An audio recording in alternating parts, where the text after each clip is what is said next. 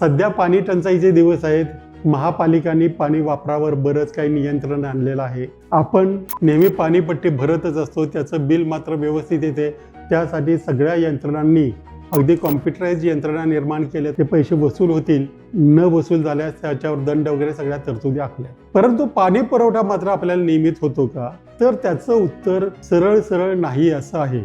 अनेक योजना आणल्या, पालिकेने आणल्या, राज्य शासनाने आणल्या, ज्याच्यामध्ये त्यांनी नागरिकांना पाणी मिळण्यासाठी अनेक उपाययोजना केल्याचं जाहीर केलं, परंतु प्रत्यक्षात ते झालं नाही. याच्यामध्ये एक गोष्ट नक्की आहे, जी सेवा दिली जात नाही त्या सेवेची पैसे घेण्याचा, त्याच्यासाठी कुठलेही कॉस्ट लावण्याचा अधिकार कुणालाही नाही. तर त्याच्यामुळे असं जर पाणी मिळत नसेल तर त्यासाठी जबाबदार कोण आहे, तर प्रामुख्याने महापालिका किंवा नगरपालिका. त्यांच्याकडे तक्रार केली पाहिजे. आणि आता जवळपास समान पाणी पुरवठा वगैरे अशा गोष्टी अनेक केल्या जात आहेत, परंतु ते प्रत्यक्षात अंमलात येत नाही. त्यामुळे अशा विशेषतः याच्यामध्ये अधिकाऱ्यांना जबाबदार धरावं, कारण नगरसेवक वगैरे काही पाणी आणून देऊ शकणार नाहीत, परंतु क्षमतेपेक्षा जास्त लोकांना परवानगी देणं बांधकामाची आणि मग पाणी पुरवठा होत नाही म्हणून रडत बसणं, ह्या गोष्टी चुकीच्या आहेत.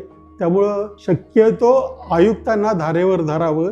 जर आम्हाला पाणी व्यवस्थित मिळालं नाही तर आम्ही कंझ्युमर कोर्टात जाऊ किंवा आणखी काही न्यायाधिकरणाकडे दाद मागा, अशा प्रकारचा पत्र किंवा अशा प्रकारची तक्रार महापालिका आयुक्तांना किंवा नगरपालिका असेल तर CEO ना आपण दिली पाहिजे.